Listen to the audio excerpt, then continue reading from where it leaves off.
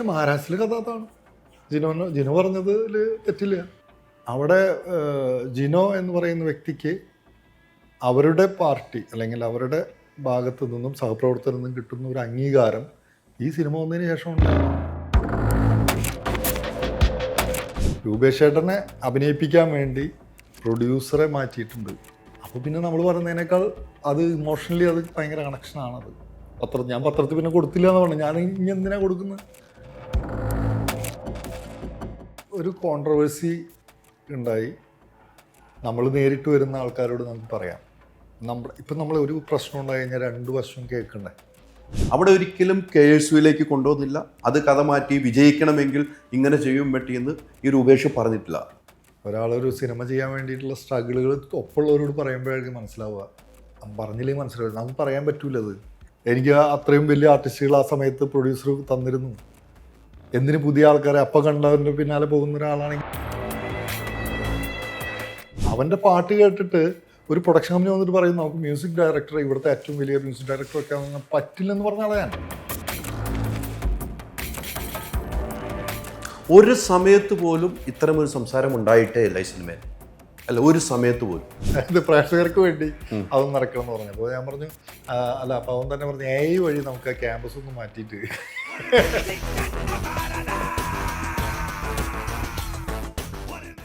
25 കാറുകൾ, 30 സ്കൂട്ടറുകൾ, 30 gold coins, 60 international TRIPS, ദിവസേന 1,00,000 രൂപ, 25 കോടി രൂപയുടെ ഡിസ്കൗണ്ടുകളും സമ്മാനങ്ങളുമായി മൈജി ഓണം മാസോണം. MyG future, experience the next. പൂവ് പോലൊരു പുട്ടുണ്ടേ അജ്മിയുടെ പുട്ടും. വിളമ്പാം നല്ല വിശേഷം. അജ്മി സ്റ്റീം മെയ്ഡ് പുട്ടുപൊടി. നമസ്കാരം. ഇപ്പം വലിയ ചർച്ചയാണ് സോഷ്യൽ മീഡിയയിൽ. ഒരു സിനിമ, ആ സിനിമയുടെ ഒരു ഭാഗമാകാൻ എനിക്കും അന്ന് കഴിഞ്ഞിരുന്നു.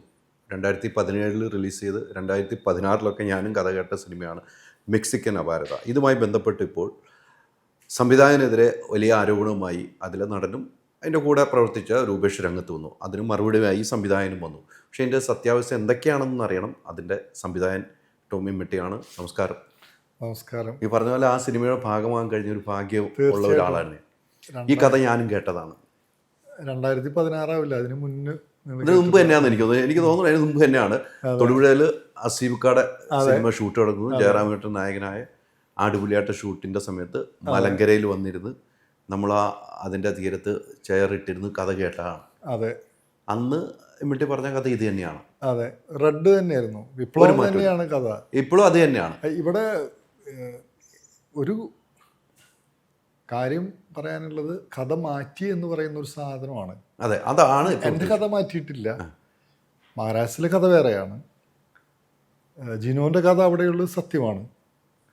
പക്ഷെ എൻ്റെ കഥ മാറ്റിയിട്ടില്ല. ഞാൻ ഉദ്ദേശിച്ചത് വിപ്ലവം തന്നെയായിരുന്നു. അത് എൻ്റെ കോളേജിൽ ഷൂട്ട് ചെയ്യാൻ ഉദ്ദേശിച്ച കഥയാണ്. അന്ന് ഹൈദരാബാദിനെ ഓർമ്മയുണ്ടോയെന്ന് അറിയില്ല, ഹസീബിക്കനെ കാണാൻ വേണ്ടി ഞാൻ എറണാകുളത്ത് വരുന്നു. എൻ്റെ ഇപ്പോൾ പ്രിൻസ് എന്ന് പറയുന്ന, അപ്പോൾ ലൂക്കേരെയൊക്കെ പ്രൊഡ്യൂസ് പുള്ളിക്കാരനുണ്ട്. അപ്പോൾ ഞങ്ങൾ ഒരുമിച്ചാണ് അന്ന് പ്രസൻറ്റ് ചെയ്തത്. അന്ന് തൊടുപുഴയിലും വന്നു. ആടുപുലിയാട്ടത്തിൻ്റെ ആദ്യം ഞങ്ങൾ ഹസീബിക്കരെ വീട്ടിൽ പോയി. ഹസീബിക്ക് ഇഷ്ടപ്പെടാൻ കാരണം അതൊരു റെഡ് വിപ്ലവം ആയതുകൊണ്ടാണ്. ആലപ്പുഴയിലെ ഇടതുപക്ഷ പ്രവർത്തകനായ ഹസീബിക്ക ആണ് ആദ്യമായിട്ട് വന്ന ഒരു പ്രൊഡ്യൂസർ അന്ന്. അപ്പം അന്നും വിപ്ലവം തന്നെയാണ്. ഹൈദരാബാദ് കേൾക്കുമ്പോൾ വിപ്ലവമാണ്. പക്ഷേ അതിനകത്തുള്ള ഇപ്പോൾ വിഷയം രൂപേഷ് പറഞ്ഞിരിക്കുന്നത് ഈ കഥയുടെ ഒരു വിജയത്തിന് വേണ്ടി അന്ന് KSU ആയിരുന്നു ആ കൊടിനാട്ടി. അന്നത്തെ കാലഘട്ടത്തിലും SFIയുടെ ഒരു ആധിപത്യമുണ്ടായിരുന്ന മഹാരാജാസ് കോളേജിൽ KSU കൊടിനാട്ടി. അതിൻ്റെ ഒരു കഥാപാത്രം തന്നെ അദ്ദേഹത്തിൻ്റെ ജീവിത ചരിത്രമായിരുന്നു. ജിനുവിൻ്റെ ജീവിത ചരിത്രമാണ് ഈ സിനിമയാക്കിയത്. അന്ന് നിങ്ങളെല്ലാവരും പറഞ്ഞിട്ടുണ്ടായിരുന്നു എന്ന് എനിക്ക് തോന്നുന്നു. അല്ല, ആക്ച്വലി അങ്ങനെ ഒരിക്കലും പറഞ്ഞിട്ടില്ല. അവൻ്റെ ജീവചരിത്രമാണ് സിനിമയാക്കണമെങ്കിൽ നമുക്ക് അങ്ങനെ ചെയ്യാൻ പറ്റുമോ? പിന്നെ എന്തുകൊണ്ടാണ് അവർ അങ്ങനെ ഒരു വാദം ഇപ്പോൾ ഉന്നയിച്ചിട്ടുണ്ടല്ലോ? എൻ്റെ ഒരു ജീവിതമായിരുന്നു. അല്ല, അവൻ്റെ ജീവിതമാണ്, അവൻ്റെയും ജീവിതമാണ്, പലരുടെയും ജീവിതമാണ്. പല കോളേജിലും പലരുടെയും ജീവിതമാണ്. ഇപ്പോൾ സെൻട്രൽ ലക്ഷ്മി കോളേജിൽ വേറൊരു ആളെന്നെ വിളിച്ചിട്ട് പടം ഇറങ്ങിയപ്പോൾ പല കോളേജിൽ നിന്ന് തന്നെ വിളിച്ചിട്ട് ഇത് ഞങ്ങളുടെ ജീവിതമാണെന്ന് പറഞ്ഞു. അവരുടെയും ജീവിതമാണ്. പക്ഷേ അത് അവരുടെ ജീവിതമായിട്ട് അത് എന്തുകൊണ്ടാണ് അങ്ങനെ പറഞ്ഞതെന്നറിയില്ല. ഇപ്പം നമ്മൾ ലൊക്കേഷൻ, ഞാൻ പറഞ്ഞില്ല, ലൊക്കേഷനാണ് മാറ്റിയത്. ക്രൈസ്റ്റ് കോളേജിൻ്റെ സ്കെച്ച് മൊത്തം അന്ന് ഹസീബിക്കരോടൊക്കെ പറയുമ്പോൾ ഞങ്ങൾ ക്രൈസ്റ്റ് കോളേജിൻ്റെ ബാക്ക്ഡ്രോപ്പിലാണത്. അപ്പോൾ അത് ഞാൻ ഇത് എല്ലാ കോളേജിലും നടക്കുന്നൊരു കഥയാണ്. ജിനോയിലും നടന്നു, അല്ലെങ്കിൽ മഹാരാഷ്ട്രയിലും നടന്നൊരു കഥയാണ്. എല്ലാ കോളേജിലും പല കാലഘട്ടങ്ങളിലായിട്ട് നടക്കുന്ന കഥയാണ്. അപ്പോൾ ഈ ക്രൈസ്റ്റ് കോളേജിൽ എനിക്ക് പഠിച്ച ഇതിലല്ലേ എനിക്ക് എഴുതാൻ പറ്റുള്ളൂ. അപ്പോൾ ക്രൈസ്റ്റ് കോളേജിൻ്റെ പശ്ചാത്തലത്തിലാണ് അത് പൂർണ്ണമായിട്ടും എഴുതിയിരുന്നത്. ക്രൈസ്റ്റ് കോളേജിൻ്റെ പുറകിലൊരു ഹോസ്റ്റലുണ്ട്. അപ്പോൾ ആ ഹോസ്റ്റലിൽ അങ്ങനെ ഒരു പശ്ചാത്തലത്തിൽ വെച്ച്. പക്ഷേ ക്രൈസ്റ്റ് കോളേജിൻ്റെ ഒരു പ്രശ്നം എന്ന് വെച്ച് കഴിഞ്ഞാൽ നമ്മൾ മൊബൈലില്ലാത്തൊരു കാലഘട്ടത്തിലാണ് അത് ഷൂട്ട് ചെയ്ത്. കാരണം വെച്ച് കഴിഞ്ഞാൽ ഞാൻ പഠിച്ച കാലഘട്ടം 2000 എന്ന് പറയുന്നൊരു കാലഘട്ടം. പക്ഷെ അത് അവിടെ ചെന്ന് നോക്കിയപ്പോൾ പെയിൻ്റൊക്കെ അടിച്ച് പുതിയൊരു കാലഘട്ടത്തിൽ വളരെ ബ്രാൻഡ് ന്യൂ ആക്കിയിട്ട് കോളേജ്, അതൊരു മാനേജ്മെൻറ്റ് കോളേജ് ആയതുകൊണ്ട് തികച്ചും അവർ ആ ബ്രാൻഡ് ന്യൂ ആക്കി കഴിഞ്ഞിരുന്നു. അപ്പോൾ നമ്മൾ പിന്നെ അത്തരം കോളേജുകൾ നമ്മൾ കുറേ തപ്പി നടന്നു. KKTM കോളേജ് നടന്നു, കണ്ണൂർ, പല കോളേജുകളും. അത് അനുപണ്ണോട് ചോദിച്ചാൽ അതെ അതെ. അങ്ങനെയാണ് മഹാരാജാസ് കോളേജിൽ ഞങ്ങൾ എത്തുന്നത്. മഹാരാജാസ് കോളേജിൻ്റെ ആംബിയൻസും അപ്പോൾ ഇവരൊക്കെ നമ്മളെ സഹയാത്രികരായിട്ടുണ്ട്. അപ്പോൾ മഹാരാജാസ് കോളേജിൽ വരുമ്പോൾ ഓട്ടോമാറ്റിക്കലി അവിടുത്തെ സഹപ്രവർത്തകർ, എല്ലാ പാർട്ടിയിലും പെട്ട സഹപ്രവർത്തകർ നമ്മുടെ ഒപ്പം ഉണ്ട്.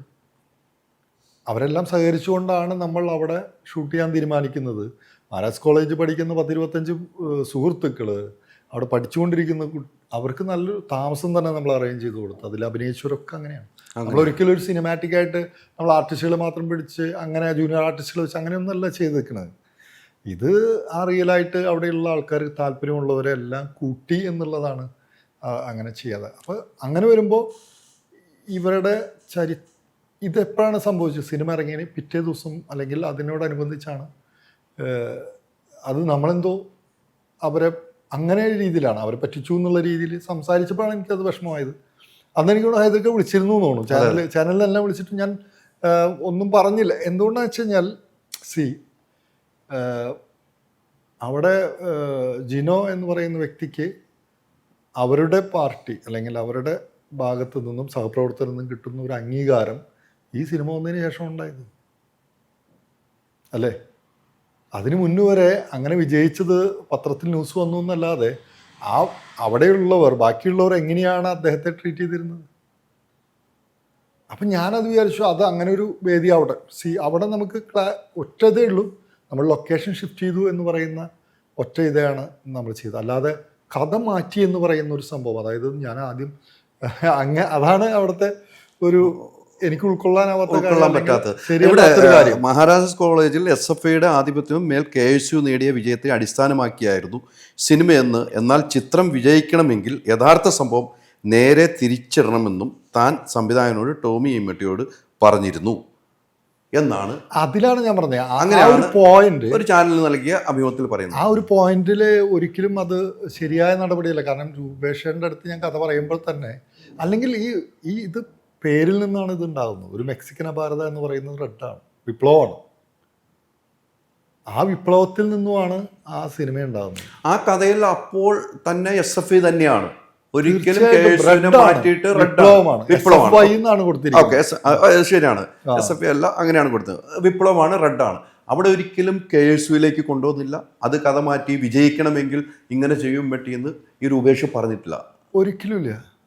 പിന്നെ എന്തുകൊണ്ട് രൂപേഷ് പറയുന്നു? അതിന്റെ തൊട്ട് പിന്നാലെയാണ് രൂപേഷേട്ടനെ കാസ്റ്റ് ചെയ്യാൻ തന്നെ കാരണം രൂപേഷേട്ടൻ പെരുമ്പാവൂരിലുള്ള KSU പ്രവർത്തകനായിരുന്നു എന്നുള്ളത് കൊണ്ടാണ് കാസ്റ്റ് ചെയ്യുന്നത്. അപ്പം എങ്ങനെയാണ് അത് ശരിയാവുന്നത്? ആളുടെ ഒരു കാരിക്കേച്ചർ ഞാൻ വരച്ചു കൊടുത്തിട്ടുണ്ട്. വൈറ്റ് ഡ്രസ്സ് ഇട്ടിട്ടുള്ള, വൈറ്റ് ആൻഡ് വൈറ്റ് ഇട്ടിട്ട്. ഞാൻ വണ്ണം കുറഞ്ഞൊരു രീതിയാണ്, അതാണ് അതിൽ പറയുന്നത്. 3 മാസം എടുത്തിട്ട് ആൾ ആ സ്ലിംഡാക്കുന്നത് ഞാൻ കൊടുത്ത കാരിക്കേച്ചറൻസ് 3 മാസം മുന്നേ കൊടുത്തതാണ്. പിന്നെ ഞാൻ പറയുന്നു ഞാൻ രൂപേഷേട്ടൻ പറയുന്നൊരു കാര്യമുണ്ട്.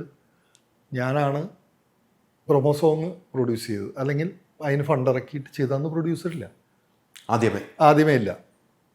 ആ പ്രൊമോ സോങ് എന്തായിരുന്നു? റെഡാണ്. തീർച്ചയായിട്ടും റെഡാണ് പ്രൊമോ സോങ്. അത് കഴിഞ്ഞ് 1 മാസം കഴിഞ്ഞിട്ടാണ് പ്രൊഡ്യൂസർ എന്ന് പറയുന്ന അനൂപ് കണ്ണൻ വരുന്നത്. അത് കഴിഞ്ഞിട്ടും 1 മാസം കഴിഞ്ഞിട്ടാണ് ഷൂട്ട് ആരംഭിക്കുന്നത്. 1-2 മാസം കഴിഞ്ഞിട്ട് ഒക്ടോബറിലാണ് ഷൂട്ട് ആരംഭിക്കുന്നത്. ഒക്ടോബറിൽ ഷൂട്ട് ആരംഭിക്കുന്നതിന് മുന്നേ ഈ അനൂപേട്ടൻ ടോവിനോ ഞങ്ങളിരിക്കുന്ന ഇതിൽ കഥ മാറ്റി എന്ന് പറയുന്നിടത്താണ് അത് ശരിയല്ല ടോമിനുള്ള പറയുന്നത്. വിഷയം. അത്രേ ഉള്ളൂ. പക്ഷെ അത് അങ്ങനെ മാറ്റി എന്ന് പറഞ്ഞു കഴിഞ്ഞപ്പോൾ പിന്നെ എന്തിനാണ് ഉടനെ പച്ചക്കള്ളമാണ് പറയുന്നത്? എന്തായാലും രൂപേഷ് പറഞ്ഞ കള്ളമാണ് എന്ന് കൃത്യമായിട്ട് ടോം പറയുന്നു. ഉടനെ രൂപേഷ് ഇട്ടൊരു ഫേസ്ബുക്ക് പോസ്റ്റ്, അപ്പ കാണുന്ന അപ്പ എന്ന് വിളിക്കുന്ന ആളാണ് താങ്കൾ. അതെനിക്കറിയില്ല അതെന്താ ഉദ്ദേശിച്ചെന്നുള്ളത്. അത് വലിയൊരു ആരോപണമാണ് അല്ലെ, ഗുരുതരമായ ആരോപണം. അതെനിക്കറിയില്ല. കാണുന്നവൻ അപ്പ എന്ന് വിളിക്കുന്നതാണ് ടോം ഇമ്മട്ടി എന്ന് പറഞ്ഞ വ്യക്തി. അത് ഏത് കോണ്ടെക്സ്റ്റിലാണെന്ന് എനിക്കറിയില്ല. അത് എന്താണ് ഉദ്ദേശിക്കുന്നതെന്ന് എനിക്കറിയില്ല. അതിനും മറുപടി കൊടുത്തു. അല്ല അതെനിക്കറിയില്ല, ഞാനത് ശ്രദ്ധിച്ചിട്ടില്ല. കാരണം അത് ഫേസ്ബുക്ക് പോസ്റ്റാണ് എഴുതിയത്. അതിന്റെ സാഹചര്യം എനിക്കറിയില്ല. ഒരു പക്ഷേ ടോവിനോനെ എനിക്കറിയില്ല. അത് കോൺട്രവേഴ്സി ആവണമെന്ന് വെച്ചിട്ട് ഞാൻ പറയാതെ എനിക്കറിയില്ല അതിന് എന്താ കോൺട്രവേഴ്സി ആയല്ലോ, പിന്നെ പറയാതിരിക്കണ്ട. ആ ഒരു വാക്ക് ഭയങ്കരമാണ്. എന്നുവെച്ചാൽ ടോമിയെ വിശ്വസിക്കുക. ടോം ഇമ്മട്ടി എന്ന് പറഞ്ഞ സംവിധായകനെ എല്ലാവർക്കും അറിയാം, എല്ലാവരും വിശ്വസിക്കുന്നു. ആ ഒരു സിനിമയ്ക്ക് ശേഷം വലിയ ഇഷ്ടപ്പെട്ട ഒരാളാണ്. പക്ഷെ ഇത്രയും വലിയൊരു ഗുരുതരമായ പുള്ളി പറയുന്ന, നിങ്ങൾ പറയുന്നത് പച്ചക്കള്ളമാണ് പറയുന്നത്. ടോം പറഞ്ഞതിന് ഉടനെയാണ് പറഞ്ഞത് അപ്പ കാണുന്നവൻ അപ്പ എന്ന് വിളിക്കുന്ന സ്വഭാവമാണ് ടോം ഇമ്മട്ടിക്ക് എന്ന് പറയുമ്പോൾ വലിയൊരു ആരോപണമാണ്, ഗുരുതരമായ ആരോപണമാണ് അദ്ദേഹം താങ്കളുടെ പേരിൽ ഉന്നയിച്ചിരിക്കുന്നത്. എനിക്ക് അറിയില്ല അത് എന്താണ് ആൾ ഉദ്ദേശിച്ചതെന്നുള്ളത്. എപ്പോഴാണ് ഞാൻ അങ്ങനെ എനിക്കറിയില്ല എൻ്റെ സീൻ എന്താണെന്നുള്ളത്. അങ്ങനെയാണെങ്കിൽ ഞാൻ ഒരിക്കലും രൂപേഷ് ചേട്ടനെ വെച്ച് ചെയ്യില്ലല്ലോ. എനിക്ക് അത്രയും വലിയ ആർട്ടിസ്റ്റുകൾ ആ സമയത്ത് പ്രൊഡ്യൂസർ തന്നിരുന്നു. എന്തിന് പുതിയ ആൾക്കാരെ അപ്പം കണ്ടവരുടെ പിന്നാലെ പോകുന്ന ഒരാളാണെങ്കിൽ അങ്ങനെ ചെയ്യേണ്ട കാര്യമുണ്ടോ? അതിൽ വരുന്ന എല്ലാ ആർട്ടിസ്റ്റുകളും നോക്കൂ. എല്ലാ ആർട്ടിസ്റ്റുകളും അങ്ങനെ കണ്ട ആൾക്കാരെ അതിൽ കാസ്റ്റ് ചെയ്യുകയാണെങ്കിൽ ഞാൻ രൂപേഷ് ചേട്ടനെ മാറ്റാതിരിക്കാൻ വേണ്ടി പ്രൊഡ്യൂസറെ മാറ്റിയ ആളാണ് ഞാൻ. അറിയോ, രൂപേഷ് ചേട്ടനെ അഭിനയിപ്പിക്കാൻ വേണ്ടി പ്രൊഡ്യൂസറെ മാറ്റിയിട്ടുണ്ട്. ഇതിലെ ഓരോ ആർട്ടിസ്റ്റുകളെ മാറ്റാതിരിക്കാൻ വേണ്ടി ഞാൻ അത്രയും ഫൈറ്റ് ചെയ്തിട്ടാണ് പടം ചെയ്തത്. ടോവിനോനെ മാറ്റാതിരിക്കാനും എല്ലാം അത് രൂപേഷും കഷ്ടപ്പെട്ടു എന്ന് പറയണം. എല്ലാം രൂപേഷ് ടോവിനോനെ മാറ്റണമെന്ന് പറയുമ്പോൾ രൂപേഷ് ഒരു കാരണവശാലും മാറ്റാൻ പറ്റും. അത് വേറെ സിനിമ. അത് ഇതിലേക്ക് കണക്ട് ചെയ്തു. അത് കണക്ട് അല്ല, ഇതിലേക്ക് കണക്ട് ആവാണ് പെട്ടെന്ന്. ആളുകൾക്ക് പെട്ടെന്ന് കണക്ട് ആവും. ഒരിക്കലും അങ്ങനെ സംഭവിക്കില്ല. ഇതിലങ്ങനെ പറഞ്ഞിട്ടില്ല, അങ്ങനെയില്ല. പക്ഷേ ഞാൻ പറയുന്നത് ഈ ഒരു സിനിമ ഈ ആർട്ടിസ്റ്റുകളെ വെച്ച് കൊണ്ട് നടത്താൻ ഞാൻ കുറെ ഫൈറ്റ് ചെയ്തിട്ടുണ്ട്. മനസ്സിലായില്ല? അങ്ങനെ അപ്പം കണ്ട ഒരു പ്രൊഡ്യൂസർ വന്നു, 4 കോടി ഇറക്കാവുന്ന പ്രൊഡ്യൂസറുണ്ട് ആ സമയത്ത്. എന്തുകൊണ്ട് അനൂപ് കണ്ണൻ വന്ന് ഞാൻ പറയുന്ന ആർട്ടിസ്റ്റുകളെ വെച്ചേ ചെയ്യുള്ളൂ എന്ന് പറഞ്ഞുകൊണ്ട് അനൂപ് കണ്ണനിലേക്ക് വരുന്നത്? പൂർണ്ണ സ്വാതന്ത്ര്യം അനൂപേട്ടൻ തന്നു. കാരണം ആളൊരു സംവിധായകനും. തീർച്ചയായിട്ടും. അതിനു മുന്നേ വേറെ വലിയ കമ്പനി എനിക്ക് അഡ്വാൻസ് തന്നാണ്. വലിയ കമ്പനി അഡ്വാൻസ് തന്നു. മനസ്സിലാവുണ്ടോ? ഞാനത് ഈ അഡ്വാൻസ് ഞാൻ തിരിച്ചു കൊടുക്കാൻ പോവാ, ഞാൻ നിങ്ങൾക്ക് പടം ചെയ്യുന്നില്ല എന്ന് പറഞ്ഞു. അപ്പൊ എന്നോട് ടോവിനോയും രൂപേഷ് ചേട്ടനും വിളിച്ച് പറഞ്ഞു, എന്തുകൊണ്ടാണ് നീ അഹങ്കാരം കാണിക്കുന്നത്, നീ വലിയ കമ്പനിയെ ഒഴിവാക്കിയെന്ന് തോന്നുന്നു ചോദിച്ചു. അപ്പോൾ സത്യത്തിൽ ആ കമ്പനി ഇവരെല്ലാം മാറ്റം പറഞ്ഞുകൊണ്ടിരിക്കുകയാണ്. അപ്പം ഞാൻ ഈ 4 കോടിക്ക് ഈ പടം എനിക്ക് ചെയ്യാൻ പറ്റൂലേ? നല്ല ശമ്പളം മേടിച്ച് അപ്പം കാണാൻ തന്നെ അപ്പം വിളിക്കുന്നതാണെങ്കിൽ എനിക്ക് ആ കമ്പനിയായിട്ട് ചോദിച്ചു നോക്കാം. സുകുമാർ തെക്കേപ്പാട്ട് സുകുവേട്ടനാണ് എനിക്ക് ആ പ്രൊഡ്യൂസറെ കൊണ്ടുവന്നിരുന്നത്. ഗ്ലോബൽ മീഡിയ വന്നിരിക്കുന്നു. വിവേക് തോമസിനോട് ചോദിക്കാം. 3 ലക്ഷം അഡ്വാൻസ് എൻ്റെ അക്കൗണ്ടിൽ വിത്തൗട്ട് ഒനി കോൺട്രാക്ട് എനിക്ക് ആ പാട്ട് കേട്ടിട്ട് ഉടനെ ഇടുകയാണ് അക്കൗണ്ടിലേക്ക്. മനസ്സിലായ? വിശ്വാസത്തിൽ പ്രേമേനോൻ അതിൻ്റെ ആ കമ്പനിയുടെ ആൾ വരുന്നു, കാണുന്നു, കൈ കൊടുക്കുന്നു, പറയുന്നു നമുക്ക് മ്യൂസിക് ഡയറക്ടറെ നല്ലൊരാളെ വയ്ക്കാം. മണികണ്ഠൻ എന്ന് പറയുന്ന പയ്യൻ ആദ്യമായിട്ട് ചാൻസ് ചോദിച്ചു വരുന്ന ഒരാളാണ്. അവൻ്റെ പാട്ട് കേട്ടിട്ട് ഒരു പ്രൊഡക്ഷൻ കമ്പനി വന്നിട്ട് പറയും നമുക്ക് മ്യൂസിക് ഡയറക്ടർ, ഇവിടുത്തെ ഏറ്റവും വലിയ മ്യൂസിക് ഡയറക്ടർ ഒക്കെ പറ്റില്ലെന്ന് പറഞ്ഞ ആളെ ഞാൻ. മണികണ്ഠനോട് വിളിച്ചു ചോദിച്ചു, നിനക്ക് ഇതിൻ്റെ മ്യൂസിക് ചെയ്യാൻ ആഗ്രഹമുണ്ടോ? എനിക്ക് ഒരുപാട് പരിചയമൊന്നുമില്ല മണികണ്ഠനെ. ഒരു ഫോൺ കോൾ ചാൻസ് ചോദിച്ച് വിളിച്ച് കോള്, അതിൽ പിറ്റേ ദിവസം ഞാൻ എഴുതി കൊടുത്ത വരികൾ, കലിപ്പ് കട്ട കലിപ്പ്. അതിന് ഈവനിങ്ങിന് അവൻ തന്ന മ്യൂസിക്, അതിൻ്റെ പിറ്റേ ദിവസം എയറോമൻ സ്റ്റുഡിയോയിൽ പോയിട്ട് മിക്സ് ചെയ്ത് വന്നു. എല്ലാം ഞാൻ കൈത് പൈസെടുത്തിട്ട് ചെയ്യുന്നത്.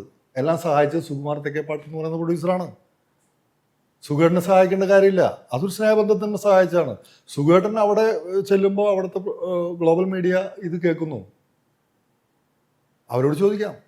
അപ്പം എനിക്ക് ആ കമ്പനി അപ്പം കണ്ടവൻ അപ്പം എന്ന് വിളിക്കുന്ന ആളാണെങ്കിൽ എനിക്ക് ആ കമ്പനിക്ക് വേണ്ടി 4 കോടിക്ക് പടം ചെയ്താൽ പോരെ? ഇവരെ മാറ്റിയാൽ മതിയേ. അവരെ മാറ്റാതെ വാശി പിടിച്ചിട്ടാണ് നമ്മൾ ചെയ്യുന്നത്. അവര് പറഞ്ഞ പോയിന്റിൽ രൂപേഷ് മാറ്റം മ്യൂസിക് ഡയറക്ടർ വരെ കൊണ്ടുവരണം. നമുക്ക് ആലോചിച്ച് നോക്കും. മണികണ്ഠൻ ഇല്ലെങ്കിൽ ഞാൻ ഈ പടം ചെയ്യില്ലെന്ന് പറഞ്ഞു. അത് ഞാൻ പ്രൊഡ്യൂസർമാരെ മാറ്റിയ ആളാണ്. മനസ്സിലാവുണ്ടോ? അപ്പം ഇത് നമ്മൾ ഒരു കുരിശെടുക്കുക, അതിനുവേണ്ടി ഫൈറ്റ് ചെയ്യുക, അവസാനം തിരിഞ്ഞ് ഒറ്റ ദിവസം കൊണ്ട് തിരിഞ്ഞ് ഡയലോഗ് പറയുമ്പോഴാണ് നമുക്കത് നമുക്ക് ഭയങ്കര ഒരു അതെന്ന് പറഞ്ഞില്ല എന്താണെന്ന് എനിക്ക് മനസ്സിലാവണില്ല. ഞാൻ അതുകൊണ്ടാണ് ആദ്യകാലത്ത് പ്രതികരിക്കാൻ എന്ന് വെച്ചാൽ ഞാൻ ആകെ ഷോക്കഡായിപ്പോയി. ഞാൻ ആർക്കൊക്കെ വേണ്ടിയാണ് നിന്നത് അല്ലേ? ആർക്കൊക്കെ വേണ്ടിയാണ് ഈ സിനിമയ്ക്ക് വേണ്ടി നിന്നത്? അതൊക്കെ നമുക്ക് ഇല്ലാണ്ടാവുന്ന കാര്യമില്ല. എന്തിനൊക്കെ വേണ്ടിയാണ് നിന്നത്? സൗഹൃദങ്ങളിലൂടെ സിനിമ ചെയ്യണമെന്ന് ആഗ്രഹിച്ച ആളാണ്. കൂടെയുള്ളവരെ വെച്ച് പടം ചെയ്യണമെന്ന് ആഗ്രഹിച്ച ആളാണ്. അവർ വീണ്ടും ഒരുപാട് സിനിമകൾ ചെയ്യണമെന്ന് ആഗ്രഹിച്ച മനുഷ്യനാണ്.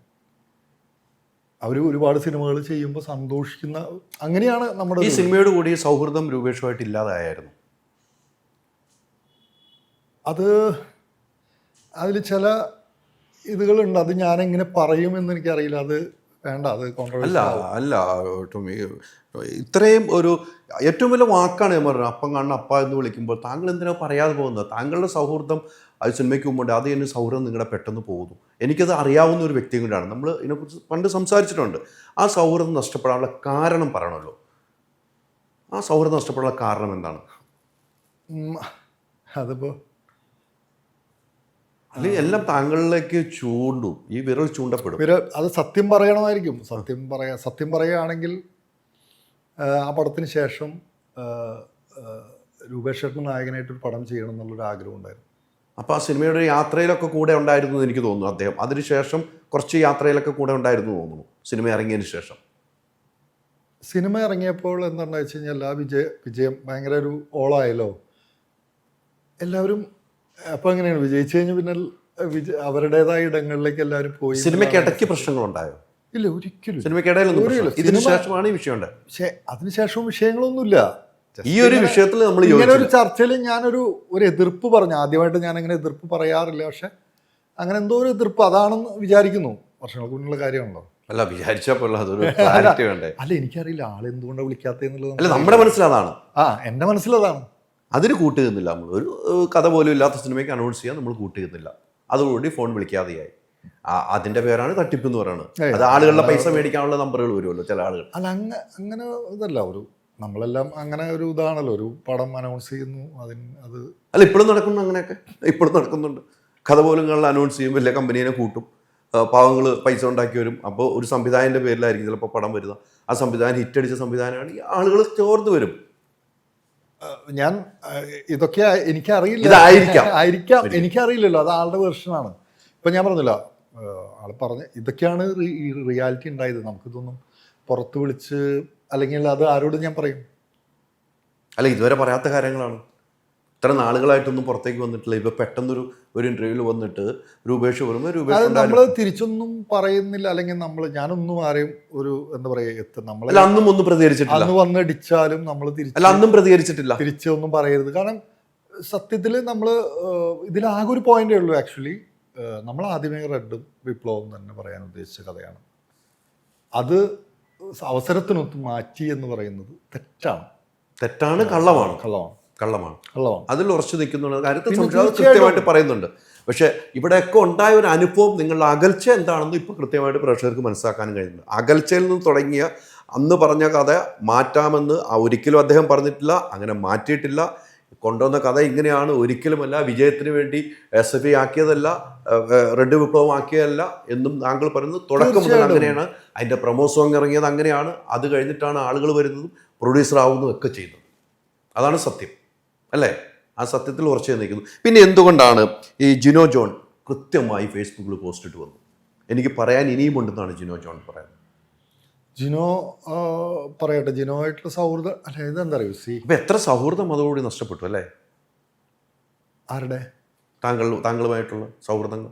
ജിനോ ഈയിടെ വരെ എൻ്റെ വീട്ടിൽ വന്നതാണ്. അടുത്ത പടം ഞാൻ ചെയ്യുന്നതിന് കഥാപാത്രത്തിന്. പിന്നെ എന്താണ് ജിനോ ജോൺ പെട്ടെന്ന് രൂപേഷ് പറഞ്ഞത് തന്നെയാണ് ശരിയെന്ന് തന്റെ ടോമും മിട്ടി പറയുന്നത് നുണയാണെന്നും ജിനോ ജോൺ പറയുന്നു. ഫേസ്ബുക്കിലാണ് കണക്കായിട്ട് പറഞ്ഞത്. ദിവസങ്ങളോളം എൻ്റെ വീട്ടിൽ താമസിച്ചിരുന്ന വ്യക്തിയാണ്. സിനിമ കഴിഞ്ഞിട്ടും വീട്ടിലേക്ക് വരുന്ന വ്യക്തിയാണ്. പക്ഷെ ഞാൻ വിചാരിക്കുന്നത് മീഡിയയുടെ മുന്നിലും പബ്ലിക്കിൻ്റെ മുന്നിലും അങ്ങനെ ഒരു ഇമേജ് ഉണ്ടാക്കുന്നു എന്നുള്ളതാണ്. അപ്പം അത് ഓക്കെ, അവർക്ക് അതിൻ്റെ ഒരു ഭാരം ഉണ്ടെങ്കിൽ അത് ഓക്കെയാണ്, അല്ലേ? അവർക്ക് അതിൻ്റെ ഒരു ഇതുണ്ട്. നമുക്കാണെങ്കിൽ വലിയ ഹാംഫുൾ അല്ല. ആൾക്കാർ തെറ്റിദ്ധരിക്കുന്നു. ആൾക്കാരങ്ങനെ കഥ ഇപ്പം ഞാൻ എവിടെ പോയാലും ചോദിക്കുന്നത് എന്തുകൊണ്ടാണ് ഇങ്ങനെ കഥ നിങ്ങൾ മാറ്റിയില്ലേ എന്ന് പറയുമ്പോൾ ഞാൻ പറയും ഇല്ല സഹോദരൻ, ഞാൻ ആദ്യമേ എൻ്റെ കോളേജിൽ ഷൂട്ട് ചെയ്യാൻ വെച്ചൊരു കഥ തന്നെയാണ്. അപ്പം നമ്മൾ മഹാരാജ് വരുമ്പോൾ അവിടുത്തെ ചില കാര്യങ്ങൾ ഇൻസ്പയർ ചെയ്തിട്ടുണ്ടെന്ന് മാത്രം. ആ കോളേജിൽ വരുമ്പോൾ അവിടുത്തെ ഏത് കോളേജിലാണ് ഈ കൊടിയൊടിക്കുന്ന വീഡിയോസും ഒരു കോളേജിലും കൊടിയൊടിച്ചിട്ട് വേറെ എത്രയോ കോളേജുകൾ. അപ്പോൾ മഹാരാഷ്ട്രയിലെ കൊടിയടിക്കുന്ന വീഡിയോ ആ കൊടിമരം അവിടെയാണ് നിൽക്കുന്നത്. അത് ഓടിക്കുന്നത് ഷൂട്ട് ചെയ്താൽ ഇങ്ങനെ ഓടിച്ചാലേ അങ്ങനെയാണ് ഷൂട്ട് ചെയ്യാൻ പറ്റുള്ളൂ. അവരാ 2 ക്ലിപ്പ് വെച്ചിട്ടാണ് പറയുന്നത്. ആ മീത്ത കാൻഡിഡേറ്റ് പ്രസംഗം അത് മഹാരാഷ്ട്രയിൽ ഞാൻ അവിടെ ഷൂട്ട് ചെയ്യാൻ പറ്റുള്ളൂ. അതങ്ങനെ തന്നെയാണ് ഷൂട്ടിങ് നടക്കുക. പ്രസംഗം അങ്ങനെ തന്നെയാണ്. അത് ഏത് കോളേജിലും അങ്ങനെയാണ്. അത് ഈ കോളേജിൽ പഠിക്കാത്ത ഒന്നില്ലെങ്കിൽ ചിലപ്പോൾ കോളേജ് പുതിയ ആ ഒരു ഇലക്ഷനൊന്നും ഇല്ലാത്ത കോളേജിലുള്ള ആൾക്കാർക്കായിരിക്കും ചിലപ്പോൾ അതൊന്നും കൗതുകമായിട്ട് തോന്നുക. അല്ലാത്തവർക്ക് അത് അവരുടെ കോളേജിൽ നടന്നൊരു കഥയാണ്. എനിക്ക് തോന്നുന്നു ഈ ഇപ്പം നേരത്തെ ആദ്യം പറഞ്ഞു ജിനോയെ കുറിച്ച്. ജിനോ ഇതിനു മുമ്പ് മഹാരാജാസിൽ നടന്ന ഒരു സംഭവം തന്നെയാണ് എന്ന കാര്യത്തിൽ സംശയമില്ല. പത്രങ്ങളിലൊക്കെ വാർത്ത വന്നാണ്. എസ്എഫ്ഐയുടെ ആധിപത്യത്തിൽ KSU അവിടെ വിജയിച്ച വലിയ ആഘോഷം നടന്നാണ്. ചരിത്ര സംഭവമായിരുന്നു. അതെങ്ങനെ നമ്മൾ മാറ്റിമറിക്കാൻ പറ്റുന്നത്? അത് മാത്രമല്ല, ഞാനത് ഷൂട്ടിങ്ങിൻ്റെ ഇടയിൽ പറയുന്ന പോലും ഉണ്ടായിരുന്നു, ഇത് കഴിഞ്ഞിട്ട് നമുക്കൊരു ആർട്ടിക്കിൾ കൊടുക്കണം. കാരണം ജിനോനെ പറ്റി പറയാനായിട്ട് ഇവിടെ മാധ്യമങ്ങൾ ഉണ്ടായിരുന്നില്ലെന്ന്. അന്നില്ലായിരുന്നു, മാധ്യമങ്ങളില്ല. അവൻ്റെ സഹപ്രവർത്തകരുണ്ടായിരുന്നോ? അല്ലേ? ഇത്രയും ഇതായിട്ട് ഉണ്ടായിരുന്നില്ല. അപ്പോഴും നമ്മൾ സപ്പോർട്ട് ചെയ്യാൻ പറയുന്നത് അത് നമ്മൾ കൊടുക്കണം എന്നുള്ളതാണ്. പക്ഷെ അത് കൊടുക്കുന്നതിന് അപ്പുറത്തേക്ക് അവൻ അനൗൺസ് ചെയ്ത് കഴിഞ്ഞു. ജിനോ പിറ്റേ ദിവസം പറഞ്ഞ എൻ്റെ കഥ മാറ്റി കഴിഞ്ഞു, ഞാൻ ടോനേക്കാൾ കൂടുതൽ ഞാൻ കൊണ്ടുപോകുന്നൊക്കെ പറഞ്ഞിട്ട് സീനാക്കി കളഞ്ഞു. അപ്പോൾ പിന്നെ നമ്മൾ പറയുന്നതിനേക്കാൾ അത് ഇമോഷണലി അത് ഭയങ്കര കണക്ഷനാണത്. ഞാൻ പത്രത്തിൽ പിന്നെ കൊടുത്തില്ല എന്ന് പറഞ്ഞു. ഞാൻ ഇനി എന്തിനാ കൊടുക്കുന്നത്? പക്ഷെ അത് അന്നും ചർച്ച ചെയ്യപ്പെട്ട ഒരു സംഭവമായിരുന്നു. അല്ല, ജിനോൻ ഇപ്പം മഹാരാഷ്ട്രയിൽ നമ്മളൊരു സ്ഥലത്ത് വരുമ്പോൾ അവിടെ ഉണ്ടായ ഒരു സംഭവം നമ്മൾ ഇൻസ്പയർ ചെയ്യും. ആക്ച്വലി അവിടെ ഷൂട്ട് ചെയ്യാൻ വന്നപ്പോൾ നമ്മൾ അവിടുത്തെ വിദ്യാർത്ഥികളൊക്കെ നമ്മളിപ്പോൾ അഭിനയിച്ചുകൊണ്ടിരിക്കുക, അല്ലെങ്കിൽ ഈ പടത്തിൽ അഭിനയിച്ചുകൊണ്ടിരിക്കുക. അവിടുത്തെ പലരും എന്നെ വിളിച്ചു ചോദിക്കുന്നുണ്ട്. അവർക്കറിയാം അതിൻ്റെ ഇതെന്താണ് എന്നുള്ളത്. സത്യങ്ങളറിയാം. ജിനോ ഫേസ്ബുക്കിൽ ഒരു പോസ്റ്റ് ഇട്ടപ്പം അദ്ദേഹത്തിൻ്റെ അന്നത്തെ വിജയത്തിൻ്റെ ഫോട്ടോ ഒക്കെ ഇട്ടുന്നു. കണ്ടിരുന്നു എന്ന് എനിക്കറിയാം. അല്ല, അതുണ്ട്.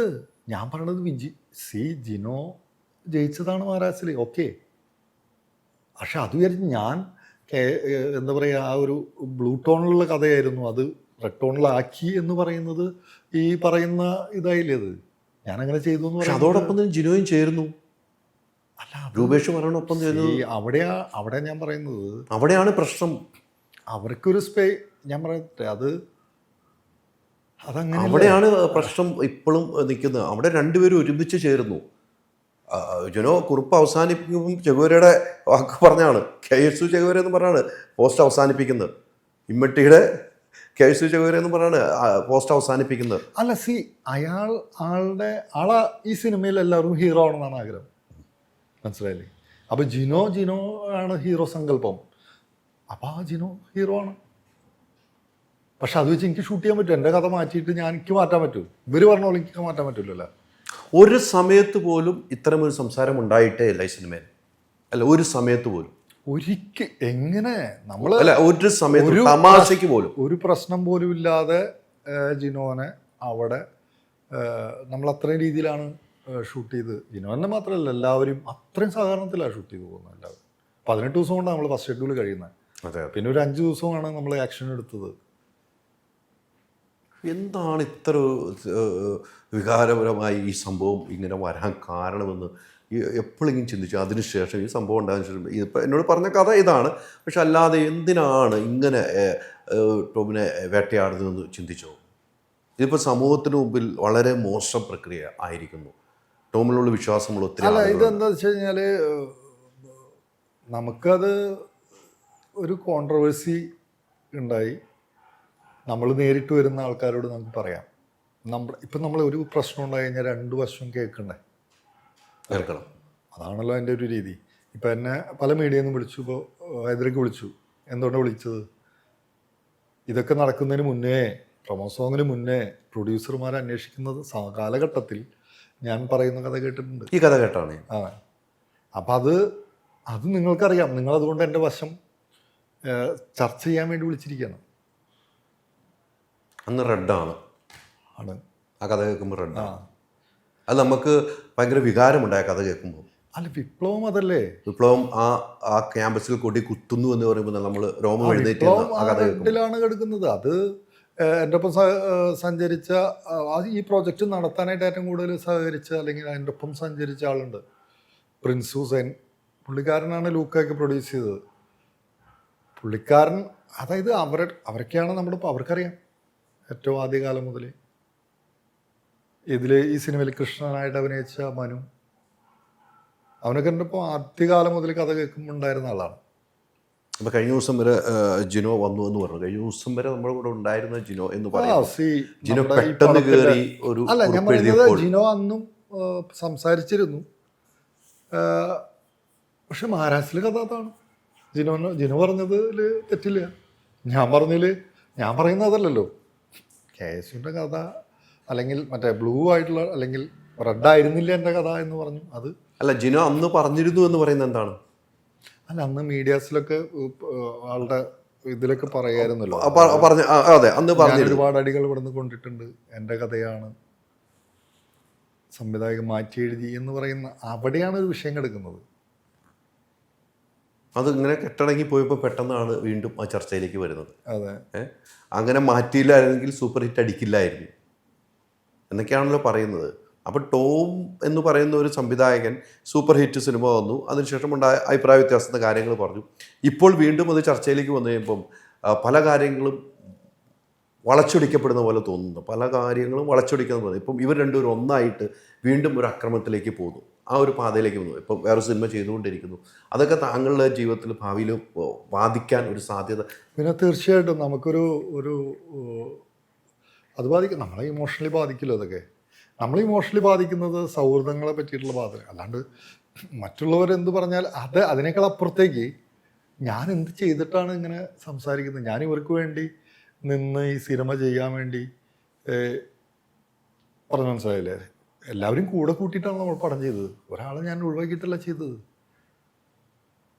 പല ആൾക്കാരെ മാറ്റം എന്ന് പറഞ്ഞപ്പോൾ പോലും നമ്മൾ ഒഴിവാക്കില്ല. പക്ഷേ ഇപ്പം ശരിക്കും ഇപ്പോൾ സോഷ്യൽ മീഡിയ രാഷ്ട്രീയപരമായ ചർച്ചയിലേക്ക് മാറിയത്, രാഷ്ട്രീയ ചർച്ചയിലേക്ക് വഴിവെച്ചു പോയിരിക്കുകയാണ് ഇപ്പോൾ. അല്ല, ഇപ്പോൾ പറയുന്നത് എന്താണ്, ഈ സാഹചര്യത്തിൽ ഒരുപക്ഷെ കളർ മാറ്റിയാൽ എന്തായാലും ആദ്യത്തെ കഥ തന്നെയാണെങ്കിൽ ജയിച്ചത് എന്നെന്തോ ഒരു അപ്പോഴാണ് എനിക്ക് ഇതിൽ രാഷ്ട്രീയ രീതിയിലാണ് സംസാരം പോകുന്നതെന്ന്. രാഷ്ട്രീയത്തിലേക്കാണ് പോകുന്നത്, രാഷ്ട്രീയ രീതിയിലേക്ക് ചർച്ച പോകുന്നത്. നിങ്ങൾക്ക് എല്ലാവർക്കും നിങ്ങളെ രാഷ്ട്രീയമുണ്ട്. എന്നാലും ടോമിനുള്ള രാഷ്ട്രീയം എനിക്കറിയാം. രൂപേഷ് പെരുമ്പാവൂർ പഠിക്കുമ്പോൾ രാഷ്ട്രീയമുണ്ട്.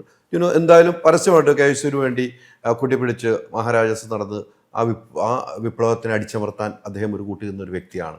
അപ്പോൾ അവരെല്ലാവർക്കും രാഷ്ട്രീയമുണ്ട്. ഈ സമയത്ത് പറയുമ്പോൾ ഇലക്ഷൻ സമയമാണ്, ഇലക്ഷൻ്റെ സമയം വരുന്നു. ആ സമയത്താണ് ഈ ഒരു വിവാദം എടുത്തുവിടുകയും അത് സാറ്റലൈറ്റ് ചാനൽ ഉൾപ്പെടെ സോഷ്യൽ മീഡിയയിൽ ഒതുങ്ങുന്നില്ല ഈ ചർച്ച. സാറ്റലൈറ്റ് ചാനൽ ഉൾപ്പെടെ ചർച്ചയ്ക്ക് വരുമ്പോൾ ഈ നേരത്തെ പറഞ്ഞ ഭാവിയിൽ ഒത്തിരി പ്രശ്നങ്ങളിലേക്ക് വരുന്നു. സിനിമ ചെയ്യേണ്ട ആളാണ്, സിനിമ ചെയ്തുകൊണ്ടിരിക്കുകയാണ്. അതൊക്കെ വളരെ ദൂഷ്യം. ഇപ്പോൾ ചെയ്യുന്ന സിനിമയും വിപ്ലവം തന്നെയാണ്. വിനായകൻ ചേട്ടനെ വെച്ചും ഷൈൻ ടോമിനെ വെച്ചും സാഗർ സൂര്യ, ജുനൈസ് അവരൊക്കെ വെച്ചിട്ടുള്ളൊരു പടം ചെയ്യുന്നു. പക്ഷെ അതിലും വിപ്ലവമുണ്ട്. അതും കളർ റെഡ് തന്നെയാണ്. റെഡ് മീൻസ് അങ്ങനെ ഒരു രാഷ്ട്രീയ രീതിയിലല്ല. പക്ഷേ ഈ റെഡിനോടുള്ള പ്രിയം ഒരു പക്ഷേ അതങ്ങനെയാണ്. എൻ്റെ അമ്മ കനത്തൊരു കമ്മ്യൂണിസ്റ്റുകാരിയാണ്, അങ്ങനെയായിരിക്കാം. ഞാൻ സ്കൂൾ തലത്തിൽ പിന്നീട് പല ഇതുകളുണ്ടായിരുന്നു. സ്കൂൾ തലത്തൊക്കെ SFIയിൽ കാൻഡിഡേറ്റ് ഇടുന്ന വ്യക്തിയാണ്. അപ്പോൾ അത്തരത്തിലുള്ള ബാക്കപ്പുകൾ ഉണ്ടാവും. പിന്നെ ഇതെല്ലാം റെഡ് എല്ലാവരുടെ ഉള്ളിലുണ്ടല്ലോ, എല്ലാവരുടെ ഉള്ളിൽ റെഡ് ഉണ്ട്, വിപ്ലവമുണ്ട്. എല്ലാവരും അതാണ് സിംബോളിക് നമ്മൾ റെഡ് കാണിച്ചത്. ആക്ച്വലി ഈ സിനിമയ്ക്ക് അത്ര ഒരു വിജയം ഉണ്ടാവുമെന്ന് അന്ന് പ്രതീക്ഷിച്ചിരുന്നു? അന്ന് ഒരിക്കലുമില്ല. അങ്ങനെ ശരിക്കും പറഞ്ഞാൽ ഈ സിനിമ തുടങ്ങുന്നത് എങ്ങനെയാണെന്ന് വെച്ചാൽ നമ്മുടെ കോളേജിലെ അനുഭവങ്ങൾ ഒരു ഡയറി കുറിപ്പ് പോലെ എഴുതണം, അതാണ് ആഗ്രഹം. അതും എനിക്കറിയാവുന്ന പശ്ചാത്തലത്തിൽ റിയലിസ്റ്റിക് ആയിട്ടുള്ള നടന്ന അങ്ങനെ ഉള്ള എലമെൻറ്റുകളായിരിക്കണം, അത്രേ ഉള്ളൂ അതിൻ്റെ ഒരു. അപ്പോൾ വിജയപരാജയം നമ്മൾ നോക്കുന്നില്ല, ചെറിയൊരു ബഡ്ജറ്റിൽ നമ്മളുടെ ജീവിതാനുഭവം രേഖപ്പെടുത്താൻ ഒരു മാർഗം, ഇത്രയേ ഉള്ളൂ. അത് മാത്രം ഉദ്ദേശിച്ചുള്ളൂ. അത്ര മാത്രം ഉദ്ദേശിച്ചുള്ളൂ. ആ ടോമിൻ്റെ ഒരു യാത്രയായിരുന്നു ഈ സിനിമ. അതായത് നമ്മളുടെ ജീവിതത്തിലുള്ള അനുഭവങ്ങൾ ഇപ്പോൾ ക്രൈസ്റ്റ് കോളേജിൽ പഠിച്ച എല്ലാവരോടും ചോദിച്ചു നോക്കുക, അവിടെയുള്ള എല്ലാ സംഭവങ്ങളും നമ്മൾ ഇതിൽ കാണിച്ചിട്ടുണ്ട്. മൂകനർത്തകൻ എന്ന് പറയുന്ന ഒരു നാടകമുണ്ട്, നിങ്ങളതിൻ്റെ സിനിമ പരിശോധിച്ചാൽ കാണാൻ പറ്റും. മൂകനർത്തകൻ എന്ന് പറയുന്നത് ശശിയേട്ടൻ, KPSCയുടെ ഡയറക്ടർ ശശിയേട്ടൻ, ഞങ്ങൾ നാടക ട്രൂപ്പിലുണ്ടായിരുന്ന ആൾക്കാരാണ്.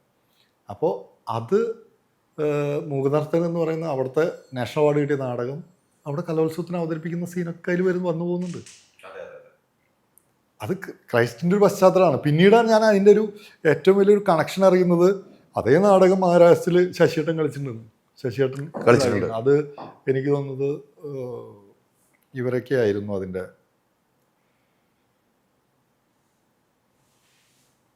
അമൽനീർ അല്ല, അൻവർ റഷീദ് അവരെ ആ ടീം.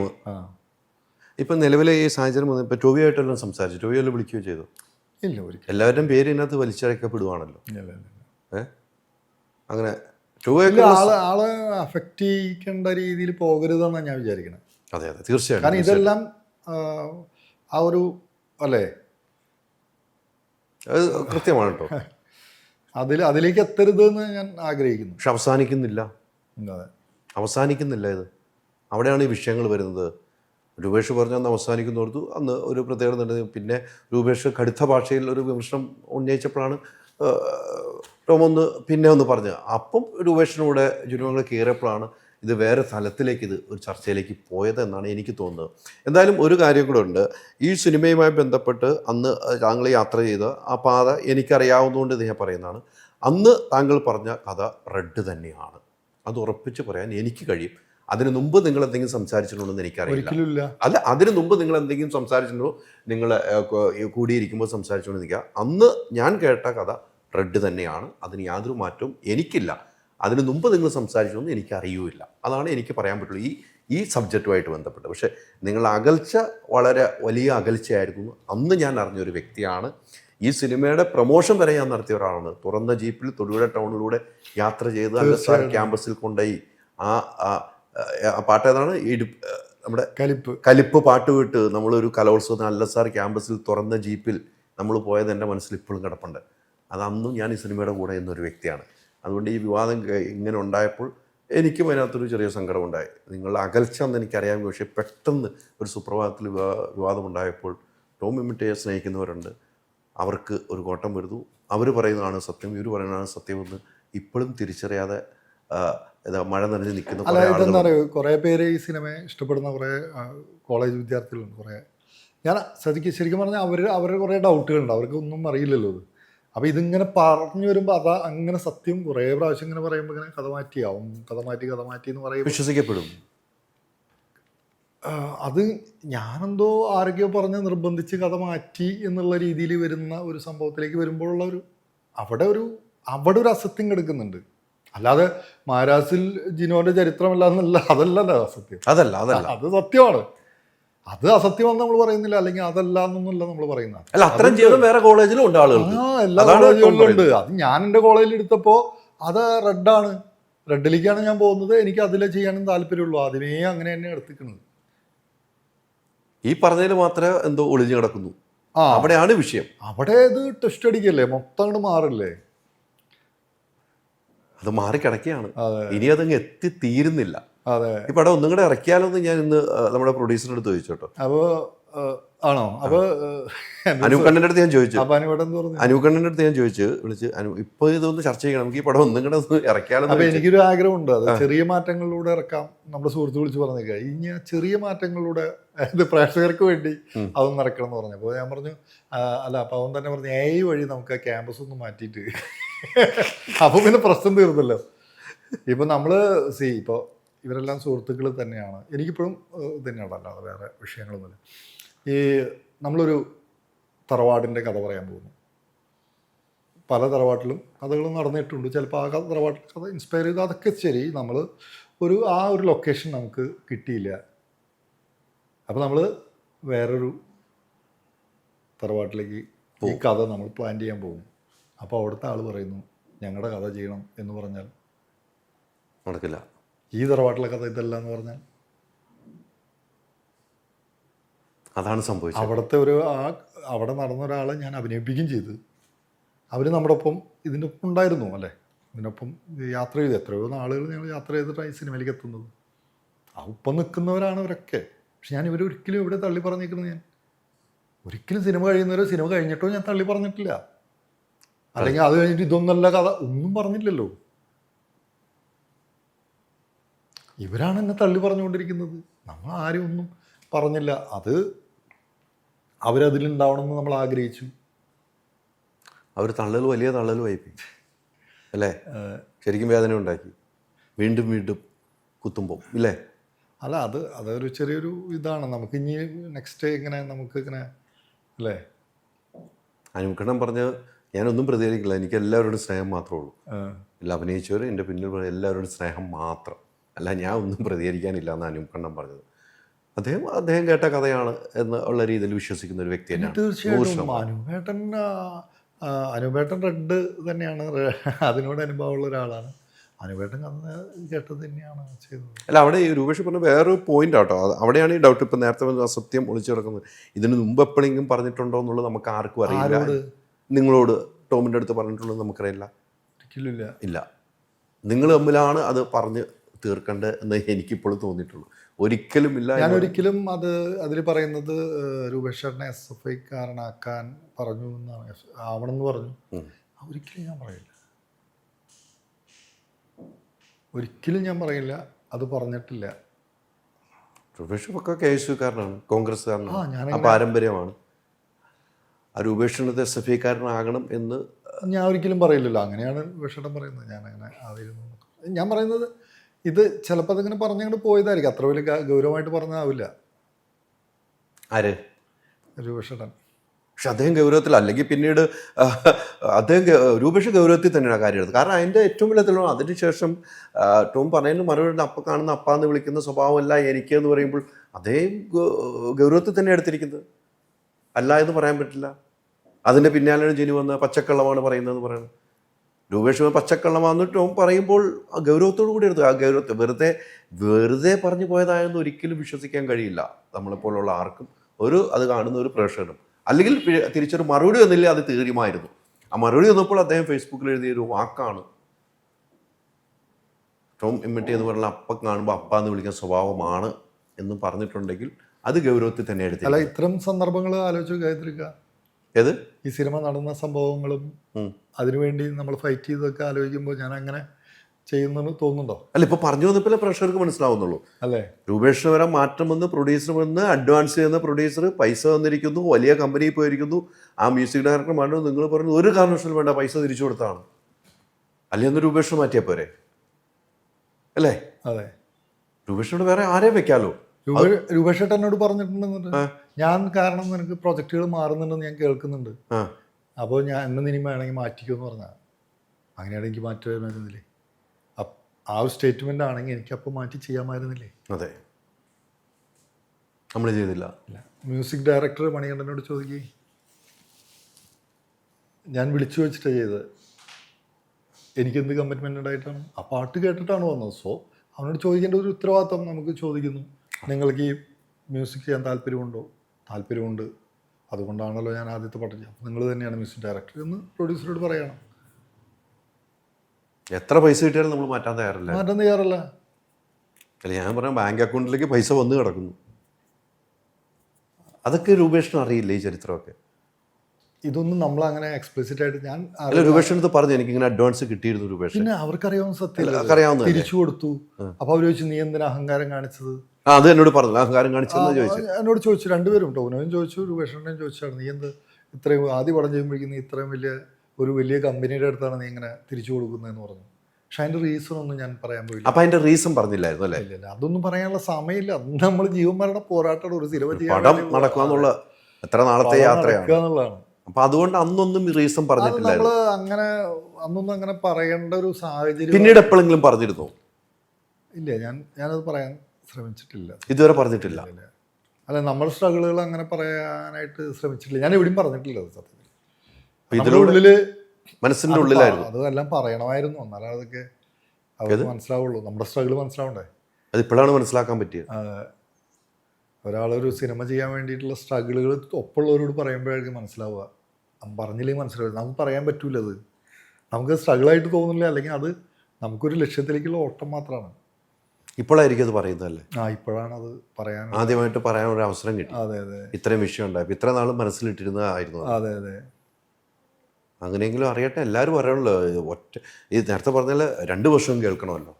അതാ ഞാൻ പറഞ്ഞു, ഒരു പ്രോബ്ലം ഉണ്ടായാൽ 2 വശവും കേൾക്കണം. ഇപ്പം ഞാൻ പല സ്ഥലത്ത് പോകുമ്പോഴും അത് ചോദിക്കും എന്നോട്, ലംശയ്ക്ക് ഇങ്ങനെയാണോ? അപ്പം ഞാൻ പറഞ്ഞു ഇങ്ങനെ ലൊക്കേഷൻ്റെ മാറ്റിയതിൻ്റെ ഒരു പ്രശ്നമുണ്ട്. ജിനോ അവിടുത്തെ ചെയർമാൻ തന്നെയായിരുന്നു. ഞാൻ അവിടുത്തെ പോയി കഥ മാറ്റി അങ്ങനെ എഴുതാൻ വേണ്ടിയിട്ടുള്ളൊരു ഇതൊന്നുമല്ല. ഞാൻ എൻ്റെ കോളേജിൽ വെച്ചൊരു ക്രൈസ്റ്റിലെ കഥ ചെയ്യാൻ വേണ്ടിയിട്ടുള്ളൊരു തീരുമാനത്തിലാണ് അങ്ങനെ ചെയ്തത്. എനിക്കറിയാവുന്ന സാഹചര്യത്തിൽ നിന്നുകൊണ്ടുള്ള അതാണ് അതിൻ്റെ ഒരു ഇതുള്ളൂ. എന്തായാലും കുറേ കാര്യങ്ങൾ പറയാൻ പറ്റിയെന്ന് എനിക്ക് തോന്നുന്നു അല്ലേ? യാത്രകൾ തുടരുക, വിവാദങ്ങൾ ഇങ്ങനെ നടക്കും. സിനിമയുടെ കാര്യങ്ങൾ എവിടം വരെയായി? ഇപ്പോൾ നടന്നുകൊണ്ടിരിക്കുന്ന പുതിയത് ഞാൻ പറഞ്ഞല്ലോ, പെരുന്നാൾ എന്ന് പറയുന്ന സിനിമയാണ്. അതെ, എനിക്കറിയാലോ, എന്നോട് പറഞ്ഞാണല്ലോ. എവിടം വരെയായി? അത് ഇനിയൊരു 20 ഡേയ്സ് കൂടി ഷൂട്ടുണ്ട്. ഇനിയുണ്ട്. അപ്പോൾ അതിൻ്റെ ഒരു പരിപാടികളാണ്. വാഗമണിലായിരുന്നു ഷൂട്ട് ആദ്യ ഷെഡ്യൂൾ, സെക്കൻഡ് ഷെഡ്യൂൾ ഒരു 4 ഷെഡ്യൂളായിട്ടാണ് അവർ. പിന്നെ മലയാറ്റൂർ. ഇപ്പോൾ ഈ രൂപേഷിന് അതിനുശേഷം ഇങ്ങനെ ഒരു വിഷയം ഉണ്ടായി. പിന്നെ രൂപേഷിൻ്റെ പടങ്ങൾ കുറയുന്നു, അങ്ങനെയൊക്കെ ഒരു പ്രശ്നങ്ങളുണ്ടായിരുന്നു. രൂപേഷും ഒത്തിരി സിനിമയ്ക്ക് വേണ്ടി ശ്രമിച്ച ഒരു വ്യക്തിയാണ്. രൂപേഷ് നല്ലൊരു നടനാണ്. നമുക്ക് രൂപേഷിൻ്റെ അഭിനയം ആ സിനിമയിൽ ഒരിക്കലും മറക്കാൻ പറ്റില്ല. നമ്മൾ ആഗ്രഹിച്ചുകൊണ്ടാണല്ലോ കാസ്റ്റ് ചെയ്യണം. നമ്മളൊരു പടത്തിൽ കാസ്റ്റ് ചെയ്ത് നമ്മൾ അഭിനയിച്ചൊരു വ്യക്തി വലിയ ഉയരങ്ങളിലേക്ക് എത്തുമ്പോൾ തന്നെയാണ് നമുക്ക് സന്തോഷമുള്ളത്. അതെ അതെ അതെ അല്ലേ? അങ്ങനെ വരുമ്പോൾ ഒരുപാട് സിനിമകൾ കിട്ടണം. കാരണം നല്ലൊരു പ്രതിഭയാണ്, നല്ലൊരു ആക്ടറാണ്, നല്ല കിടിലായിട്ട് ചെയ്യുന്നൊരു കക്ഷിയാണ്. അപ്പോൾ അത് നല്ല പടങ്ങൾ വരട്ടെ തന്നെയാണ്. ഇപ്പോൾ ജിനോ ആണെങ്കിലും ജിനോ നല്ലൊരു ആക്ടറാണ്. ജിനോ ഒരുപാട് ഷോർട്ട് ഫിലിമുകളിൽ ചെയ്തു, ഒരുപാട് സിനിമകൾ ചെയ്യാൻ ആഗ്രഹിച്ച് നടക്കുന്നു.